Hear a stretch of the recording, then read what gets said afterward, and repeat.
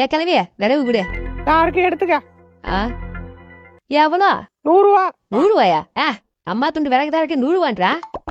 இஷ்டம் இருந்தா வாங்கிலாம் மூட்டு கிளம்ப. உன்கிட்ட மட்டும் தான் விறகு இருக்குன்னு திமிரு ஆடுறியா? இருக்கோ ஒரு நாள் வா. நடியே விறகு வாங்கலையா? நான் ஏன் வாங்கணும்? இது ஸ்டவ் அடுப்பு, மண்ணெண்ணெய்லதான் எரியும். உன் விறகுலாம் இனிமே எனக்கு தேவையில்லை, நீயே வச்சுக்க. இப்ப என்ன கேட்டு புட்டானே என்னமோ இந்த இலு இழுக்குறா. இருக்கட்டும் இருக்கட்டும். நடி என்னமோ பொட்டி எடுத்துட்டு போற? கேட்கலவே, இது ஒண்ணும் பொட்டி இல்ல, கரண்ட் அடுப்பு. நாங்க இனிமே கரண்ட்லாம் சமைச்சு சாப்பிட போறோம். ஓ கரண்டா? உனக்கு பொறாம உன் கடையில நாங்க விறகு வாங்குறனே.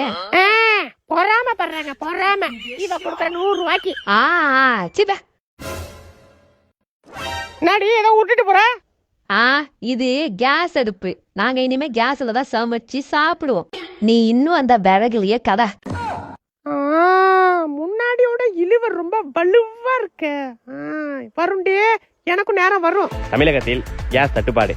இனிமே யார் வீட்டுக்கு சிலிண்டர் வராது. புரிஞ்சுக்கோங்க, தெரிஞ்சுக்கோங்க, அறிஞ்சுக்கோங்க, சொரிஞ்சுக்கோங்க. அத்தா விறகு 100 ரூபாய்க்கு. இருக்குப்பா, எடுத்துக்கப்பா. சரிதா.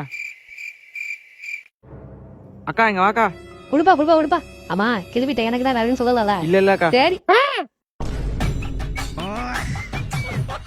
ஆத்துல போச்சான் தண்ணி, அதை எடுத்து குடிச்சுதான் பண்ணி.